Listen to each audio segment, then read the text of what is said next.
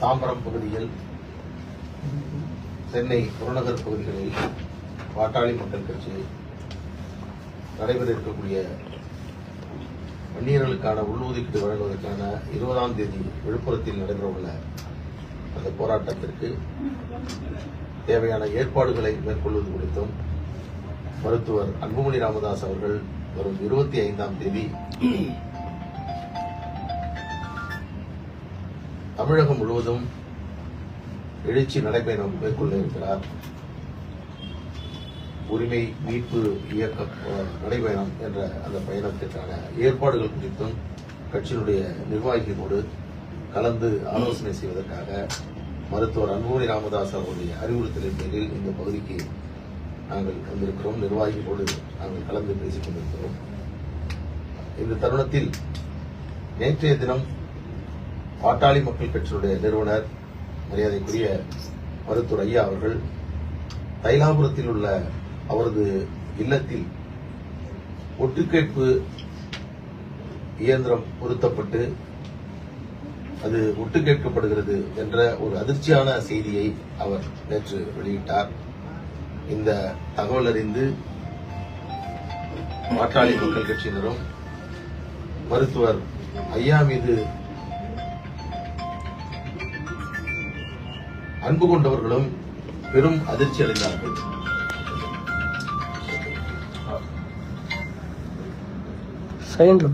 தமிழ்நாட்டினுடைய ஒரு மூத்த தலைவர் அவருடைய இல்லத்தில் இதுபோன்று ஒட்டு கேட்கப்படுகிறது என்ற செய்தி பெரும் அதிர்ச்சி ஏற்படுத்துகிறது.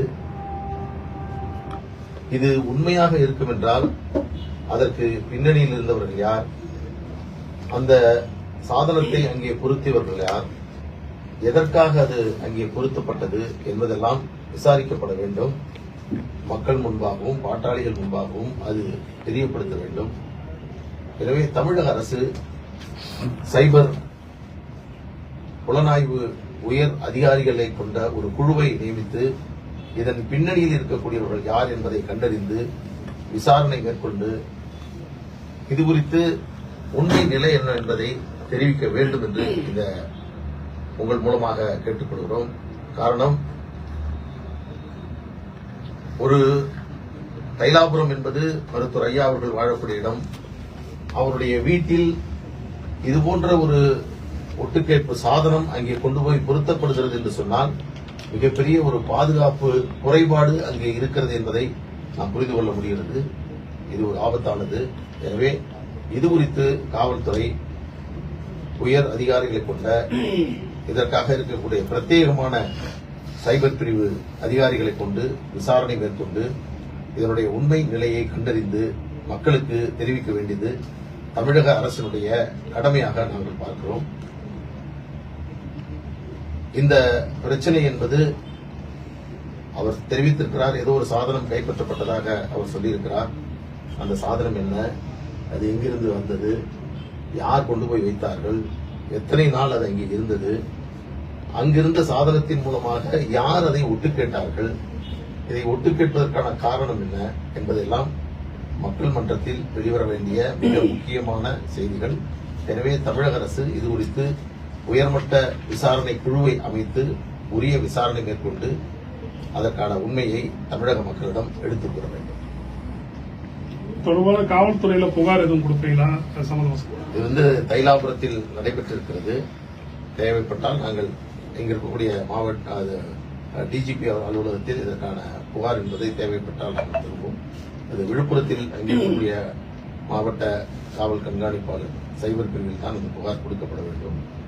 2-3 நாட்கள் ஆகியிருக்கிறது. இதுவரையில் அவர் இன்னும் வந்ததை 2-3 நாட்களுக்கு பிறகுதான் அவர் பத்திரிகையாளரிடம் நேற்றைய தினம் அவர் சொல்லியிருக்கிறார். எனவே இது குறித்து இப்போ உங்கள் மூலமாக இதை சொல்லுகிறோம். காவல்துறையும் தமிழக அரசும் உடனடியாக விசாரணை மேற்கொள்ளப்பட வேண்டும்.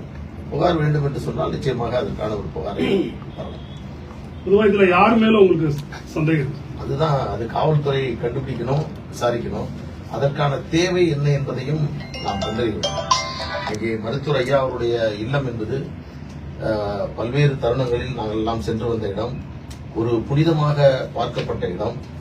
அங்கே உள்ளே நுழைவதென்றால் ஏதோ ஒரு பேராலயத்தில் ஒரு தேவாலயத்திற்குள் உள்ளே நுழைகின்ற பொழுது இருக்கக்கூடிய மன உணர்வோடு பயபக்தியோடு அந்த அளவில் தான் நாங்கள் எல்லாம் அந்த இடத்திற்கு அவரை சென்று இதுவரையில் இங்கே இருக்கக்கூடிய எல்லோருமே நாங்கள் எல்லாம் அப்படி சந்தித்து வந்திருக்கிறோம். ஆனால் இப்பொழுது எல்லோரும் செல்கிறார்கள், போகிறார்கள், வருகிறார்கள், காலநிலையோடு செல்கிறார்கள், பேர் ஊர் தெரியாதவர்கள் எல்லாம் சென்று நின்று கொண்டிருக்கிறார்கள் என்றெல்லாம் செய்திகள் வந்து கொண்டிருக்கிறது. எனவே அவருடைய அதற்கு பாதுகாப்பு சம்பந்தப்பட்ட பிரச்சனை இது. எனவே அதன் மூலமாக இது எப்படி அங்கே வந்தது, இதுவும் மிகப்பெரிய ஒரு அவருடைய இல்லம். அது அந்த இல்லத்தினுடைய இருக்கையில் அது பொருத்தப்பட்டிருப்பதாக சொல்லப்படுகிறது. அதன் பின்னணியில் அவர்களுடைய யார் செய்தார்கள் என்பதை கண்டறிய வேண்டும். அதற்கு யாராக இருந்தாலும் அவர்கள் மீது உரிய நடவடிக்கையை காவல்துறை மேற்கொள்ள வேண்டும். சார், இன்னைக்கு ராமதாஸ் அவர்கள் ஒரு ஸ்டேட்மெண்ட் கொடுத்திருக்காரு, எதிர்காலம் நான் தான், நிகழ்காலமும் நான் தான் அப்படின்ட்டு. என்ன எப்படி பார்க்கலாம் சார்? பாட்டாளி மக்கள் கட்சியை உருவாக்கியவர் மருத்துவர் ஐயா அவர்கள்.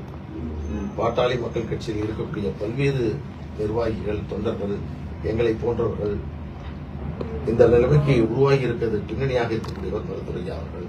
ஆனால் இன்றைக்கு இருக்கக்கூடிய நிலைமை, இப்பொழுது இருக்கக்கூடிய சூழல் என்பது இது அப்படியே இருந்து விடாது. நிச்சயமாக இதில் மாற்றங்கள் வரும். எல்லோருக்கும் ஒரு சுமூகமான சூழல் ஏற்பட வேண்டும் என்ற விருப்பம் தான் எங்களிடத்திலே இருந்து கொண்டிருக்கிறது. எனவே இப்பொழுது இருக்கக்கூடிய நிலைமை வைத்து எந்த கருத்தையும் இப்பொழுது நாங்கள் சொல்வது என்பது அது இருதரப்பும் எல்லோருமே நாங்கள் ஒன்றாக பழக வேண்டும். சிலர் அங்கே இருக்கின்றார்கள், பிறகு மருத்துவர் அன்புமணி ராமதாஸ் அவர்கள் வந்து விடுகிறார்கள். எனவே எல்லோரும் ஒன்றாக இணைய வேண்டும், எதிர்காலத்தில் ஒன்றாக இணைந்து இந்த இயக்கத்தை நடத்த வேண்டும் என்பதுதான் எங்களுடைய வேண்டுகோள், எங்களுடைய ஆசை.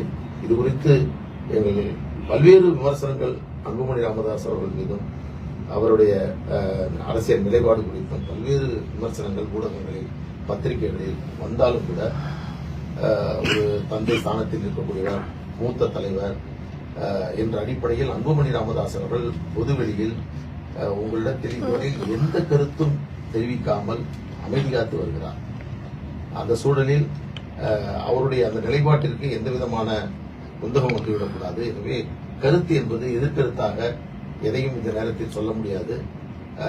நாங்கள் எல்லாம் அன்புமணி ராமதாஸ் அவருடைய எழுச்சி நடைபயணத்தை சிறப்பாக நடத்த வேண்டும் என்பதில் உறுதியாக இருக்கிறோம். அதே போன்று வரை 20ஆம் தேதி விழுப்புரத்தில் நடக்கக்கூடிய அந்த வன்னியர்களுக்கான 10.5 விழுக்காடு இடஒதுக்கீட்டில் தமிழக அரசு செய்த துரோகத்தை, தமிழக முதலமைச்சர் 10.5 விழுக்காடு கொடுப்பதில் அவர் செய்த கபட நாடகத்தை, வன்னியர் மக்களுக்கு அவர் செய்த நம்பிக்கை துரோகத்தை, மருத்துவர் ஐயா அவர்களுக்கும் மருத்துவர் அன்புமணி ராமதாஸ் அவர்களுக்கும் அவர் கொடுத்த வாக்குறுதியை எப்படியெல்லாம் அவர் ஏமாற்றினார், இந்த மக்களை எப்படியெல்லாம் வஞ்சித்தார் என்பது குறித்து ஒரு மிகப்பெரிய ஒரு போராட்டத்தை நாங்கள் நடத்த இருக்கிறோம்.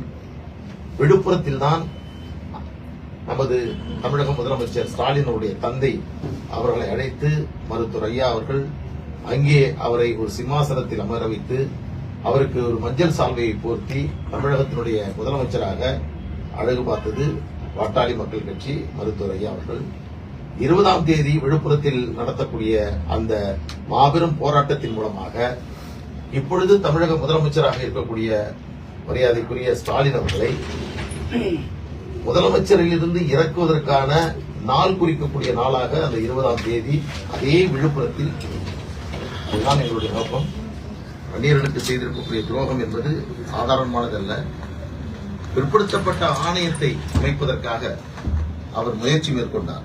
உச்சநீதிமன்றம் சொன்னது 20 விழுக்காடு இடஒதுக்கீட்டிலிருந்து வன்னியர்களுக்கு பிரித்துக் கொடுக்க வேண்டும் என்று சொன்னால் நீங்கள் உரிய தரவுகளை திரட்டி அதன் மூலமாக அதை கொடுப்பதில் எந்த தவறும் இல்லை என்று உச்சநீதிமன்றம் தெரிவித்தது. அதன் காரணமாக 4 ஆண்டுகளுக்கு முன்பாக தமிழக அரசு ஒரு அரசாணை பிறப்பித்து நீதியரசர் பாரதிதாசனை நியமனம் செய்து வன்னியர்களுக்கு உள்ஒதுக்கீடு வழங்குவதற்கான தரவுகளை தர வேண்டும் என்று பிற்படுத்தப்பட்ட ஆணையத்திடம் தமிழக அரசு கேட்டது. அதனுடைய அரசாணை என்பது இப்பொழுதும் இருந்து கொண்டது.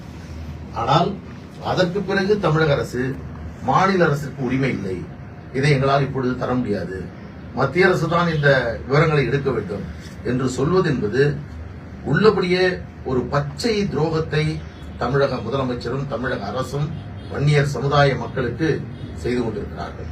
நாங்கள் எல்லாம் அந்த கூட்டத்திலே கலந்து கொண்டிருக்கிறோம். முதலமைச்சர் தனிச் செயலாளர், பிற்படுத்தப்பட்ட ஆணையத்தினுடைய செயலாளர் மற்றும் முக்கிய அதிகாரிகளோடு கொண்டு பல்வேறு கூட்டங்களை நாங்கள் நடத்தினோம். இதற்கான பல்வேறு தரவுகளை தமிழக அரசு திரட்டியது. வேலைவாய்ப்பில் 20 விழுக்காட்டில் வன்னியர் எந்த அளவிற்கு பயனடைந்திருக்கிறார்கள், கல்வியில் மருத்துவம் பொறியியல் கல்லூரிகளில் 1989 எந்த அளவிற்கு வன்னியர்கள் 20 விழுக்காட்டில் பயனடைந்திருக்கிறார்கள் என்பதற்கான தரவுகளை எல்லாம் திரட்டினார்கள். குரூப் 1 மற்றும் குரூப் 2 தமிழ்நாடு தேர்வாணையத்தினுடைய பதவிகளில் 20 விழுக்காட்டில் வெறும் 3%, 4% மட்டுமே வன்னியர்கள் உள்ளார்கள் என்ற விவரத்தை அறிந்து இதற்காகத்தான் நாங்கள் கேட்கிறோம் என்பதை அப்பொழுது அவர்களுக்கு தெளிவாக தெரிவித்தோம். அப்பொழுது கூட உங்களுக்கு நினைவிருக்கும், சிவசங்கர் சொன்னார், அது பிரிவு 4 பிரிவு டி சி போன்ற நியமனங்களில் இதைவிட கூடுதலாக கிடைக்கும், இது ஆபத்தாக இருக்கும் என்று சொன்னார். அப்படி என்றால் அன்றைக்கே அவர்களுக்கு தெரியும் குரூப் 1 மற்றும் 2 வன்னியர்களுக்கு மிக குறைவான அளவிற்கு தான் அந்த 20 விழுக்காட்டில் அவர்களுக்கான இடம் என்பது கிடைத்தது என்பது தெரியும். ஆனால் இன்றைக்கு அதையெல்லாம் அப்படியே ஏமாற்றிவிட்டு இதை கொடுப்பதற்கு ஏமாற்றுகின்றார்கள். தேர்தல் நெருங்க இருக்கிறது. பல்வேறு வாக்குறுதிகளை அவர் முதலமைச்சர் கொடுத்திருக்கிறார். ஆனால் இன்றைக்கு அதை செய்ய தவறுகிறார். இந்த திராவிட முன்னேற்ற கழக அரசு என்பது வன்னியர்களுக்கு விரோதமான, வன்னியர் சமுதாயத்தை வஞ்சிக்கக்கூடிய ஒரு அரசாகத்தான் இது இருந்தது. பல்வேறு நிலைகள் இந்த சமுதாய மக்களுடைய இன்னைக்கு தமிழ்நாடு தேர்வாணையத்தில் நியமனங்கள் செய்யப்படுவதில் வன்னியர்களுக்கு உரிய இடமில்லை. அரசு செயலாளர் பதவியில் வன்னியர்களுக்கு இடமில்லை. காவல்துறை உயர் அதிகாரிகள் பதவிகளில் வன்னியர்களுக்கு இடமில்லை. பல்வேறு இயக்குநர்கள் நியமிக்கப்படுகிறார்கள், வன்னியர்களுக்கு உரிய பாதம் இல்லை. பல்கலைக்கழக துணைவேந்தர்கள் நியமனத்தில் வன்னியர்களுக்கு உரிய இடம் கொடுக்கப்படவில்லை. இங்க பக்கத்தில் இருங்க, இங்க இருக்கக்கூடிய கிண்டி பக்கத்தில் இருக்கக்கூடிய பட்ரோட் வன்னியர் சங்கம், கிராமப்புறத்தில் இருக்கக்கூடிய ஏழை எளிய மாணவர்கள் சென்னையிலே தங்கி அவர்கள் அங்கே கல்வி பயின்று வேலைக்கு செல்லக்கூடிய ஒரு வாய்ப்பு ஏற்படுத்தக்கூடிய ஒரு மாணவர் விடுதி. அந்த மாணவர் விடுதியை கைப்பற்ற வேண்டும் என்று தமிழக அரசு எடுத்த முயற்சியை சென்னை உயர்நீதிமன்றம் ரத்து செய்து அதை மீண்டும் வன்னியர் சங்கத்திற்கு ஒப்படைக்க வேண்டும் என்று கூறியது. ஆனால் அதை எதிர்த்து உச்சநீதிமன்றம் சென்று உச்சநீதிமன்றத்தில் அந்த வழக்கை நடத்திக் கொண்டிருக்கிறார்கள். சென்னையினுடைய புறநகர் பகுதியில் 1000 காணியை ஆள வந்தார். இன்றைக்கு வைத்திருந்த அந்த நிலங்கள் தமிழ்நாடு நமது HRNC பிரிவிலே இன்றைக்கு இருந்து கொண்டிருக்கிறது. 1000 காணி. ஆனால் கடல் நீர் குடிநீர் ஆக்கும் திட்டம் அங்கே இருக்கிறது. அதற்கு ஆளவந்தாருடைய பெயரை வைக்க வேண்டும் என்று சொல்கிறோம். ஆனால் அதை செய்ய தவறுகிறார்கள். இப்படிதான் இந்த வன்னியர் சமுதாய மக்களுக்கு உரிய நீதியை, நியாயத்தை இந்த அரசு வழங்க மறுக்கிறது. இதையெல்லாம் வரக்கூடிய காலகட்டங்களில் குறிப்பாக மருத்துவர் அன்புமணி ராமதாஸ் அவர்கள் மேற்கொள்ளக்கூடிய அந்த எழுச்சி நடைபெறத்தில் திமுகவினுடைய இந்த கபட நாடகத்தை நாங்கள் தோலுரித்து காட்டுவோம். சார், பாமகவில் நிலவக்கூடிய பிரச்சனைகளுக்கு என்னதான் சார் காரணம்? யாருதான் சார் இதை சூழ்ச்சி செய்யறது? நீங்க தான் கண்டுபிடிக்கணும். இதற்கு மேல் கட்சியில் இருக்கக்கூடிய தற்பொழுது இருக்கக்கூடிய நிலை குறித்து எந்த கருத்தையும் நான் தெரிவிப்பது என்பது நியாயமாக இருக்காது. இந்த நிலைமை என்பது மாற வேண்டும், மாறும் என்ற நம்பிக்கையோடு தான் பாட்டாளி மக்கள் கட்சியை சார்ந்தவர்கள் இருக்கிறார்கள். ஆனால் இதனால் நாங்கள் எல்லாம் சோர்ந்து விட்டதாக நீங்கள் கொள்ள முடியாது. ஏனென்றால் மருத்துவர் அன்புமணி ராமதாஸ் அவர்கள் தொடர்ச்சியாக எங்களுக்கு பல்வேறு வேலைகளை கொடுத்திருக்கிறார். கட்சியினுடைய உறுப்பினர்கள் சேர்ப்பதற்கான பணிகளை தீவிரப்படுத்தியிருக்கிறார். நேற்றுதான் அதற்கான கூட்டம் என்பது மனையூரில் நடைபெற்றது. 20 விழுக்காட்டுக்கான போராட்டம் நடத்துவது, நடைபயணம் மேற்கொள்வது, கட்சியினுடைய புதிய நிர்வாகிகள் மேற்கொள்வது, நியமனம் செய்வது போன்ற பணிகளை நாங்கள் தீவிரமாக செய்து வருகிறோம்.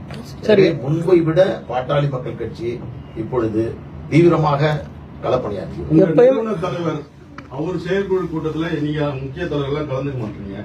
அன்புமணி ராமதாஸ் கலந்த கூட்டத்திலும் கலந்துக்கிறீங்க. என்ன காரணம்? அதெல்லாம் உங்களுக்கே தெரியும் என்ன நடக்கிறது. ஒவ்வொரு மாவட்டத்திலும் 2 பொறுப்பாளர் போட்டிருக்காங்க. இப்ப இவரு தனியா பொறுப்பாளர் போட்டிருக்காங்க, அவங்க தனியா பொறுப்பு. அவங்க அடிமட்ட தொண்டர்கள்லாம் எப்படி, அவங்களோட மனநிலைமை எப்படி இருக்கும்? இது சம்பந்தமா பல கேள்விகளை மருத்துவர் ஐயாட்ட கேட்டிருக்கீங்க. நீங்க உங்க தரப்புல இல்ல சார், இப்போ பிரிச்சு இருக்கீங்க, 2 தரப்பா செயல்படுறீங்க. அது தேர்தல்ல உங்களுடைய பலத்தை பலவீனமாக்கக்கூடிய செயல்ல ஈடுபடுறாங்கன்னு நினைக்கிறீங்களா? அது தேர்தல் வியூகத்தை எந்த அளவுக்கு பாதிக்கும் சார்? காலப்போக்கில் மாறி பொதுவா உங்க 2 தரப்பா தந்தை மகன் 2 பிரிவா இருக்கிறீங்க. ஆதரவாளர்கள் 2 தரப்புல இருக்கிறாங்க. குறிப்பா உங்க தரப்பு திரு அன்புமணி ராமதாஸ் தரப்புல வந்து அந்த பகுதி ஆதரவாளர்கள் கடுமையான விமர்சனங்களை சமூக வலைதளங்களை தொடர்ந்து வச்சிட்டு இருக்காங்க. அது அன்புமணி ராமதாஸ் அவர்கள் கண்டிக்கலையா இல்ல அப்படியே அப்படி சொல்லிட்டீங்க. தொடர்ச்சியா பல கூட்டங்கள்ல சொல்றாரு. குறிப்பா சொல்ல போனா மருத்துவரையா குறிப்போ அல்லது கட்சியினுடைய தற்போதைய நிலை குறித்தோ சமூக வலைதளங்களில் எந்த கருத்தையும் பதிவு செய்யக்கூடாது. இது ஐயாவும் சொல்றாரு, அன்புமணி ராமதாஸ் அவர்களும் சொல்றாங்க. எனவே இதை தாண்டி சில நிர்வாகிகளை விமர்சிக்கிறாங்களா? அதான் சொல்றேன். அது மாதிரி இதை தாண்டி சில விஷயங்கள் செய்கிறார்கள், அதுவும் தவறு. அதை செய்யக்கூடாது. நம்மை பொறுத்தவரையில் இந்த இப்பொழுது இருக்கக்கூடிய சூழல், நீங்க கேட்கக்கூடிய கேள்விகள் எல்லாம் இன்னும் ஒரு 3 மாசத்துல தேவையற்ற கேள்விகளாக கூட மாறலாம். சார், நடைப்பயணத்துக்கு அன்பும் ராமதாஸ் அவர்களை வர சொல்லி ஏதோ அழைப்பு விடுப்போமா? அதாவது அந்த நடைபயணம் துவங்கக்கூடிய நாள் என்பது அவருடைய பிறந்த தினத்தில் தான் அதை துவங்குகிறோம். எங்களுடைய விருப்பம், எங்களுடைய ஆசை. மருத்துவர் ஐயா அவர்கள் அன்புமணி ராமதாஸ் அவர்களிடம் சொல்லக்கூடிய ஒரு செய்தி என்னவென்று சொன்னால், மக்களை சென்று சந்தி, கிராமங்களில் வச்சு மக்களோடு வாழி, இதைத்தான் அவர் சொன்னார். அவருடைய அந்த விருப்பத்தை நிறைவேற்றக்கூடிய வகையில் தான் இந்த எழுச்சி நடைபயணம், உரிமை மீட்பு நடைபயணத்தை அன்புமணி ராமதாஸ் அவர்கள் மேற்கொள்கிறார். எனவே அந்த நடைபயணத்தினுடைய துவக்க நாளில் மருத்துவர் ஐயா அவர்கள் அந்த நடைபயணத்தை துவக்கி வைத்தால் பெரும் அது ஒரு மகிழ்ச்சியை ஒட்டுமொத்த பாட்டாளிகளுக்கும் அது ஏற்படுத்தும். அது கட்சியை பலப்படுத்துவதற்கும் வலுப்படுத்துவதற்கும் பெரும் உதவியாக இருக்கும். இல்ல, அன்புமணி ராமதாஸ் இது தொடர்பாக அழைப்பு விடுக்கிறதுக்கு வாய்ப்பு இருக்கா? ராமதாஸ் அவர்களை சந்திச்சு நாங்கள் சொல்லிட்டு இருக்கோம். திருப்பூர் திருப்பூர் 25 100 நாட்கள் தமிழகம் முழுவதும் பல்வேறு மாவட்டங்களில் ஒவ்வொரு மாவட்டமாக, கிராமப்புறமாக பல்வேறு தரப்பு மக்களையும் சென்று அன்புமணி ராமதாஸ் 100 நாட்களுக்கு அவர் சுற்றுப்பயணம் மேற்கொள்கிறார். அது டிசம்பர் மாதம் வரை அந்த சுற்றுப்பயணம் நடக்கும். சார், எதிர்கட்சி தலைவர் சுற்றுப்பயணம் மேற்கொண்டுட்டு இருக்காரு. போராடலாம் எப்படி இருக்குன்னு நீங்க நினைக்கிறீங்க? உங்க பார்வையில அதுவே நம்ம சொல்லலாம்.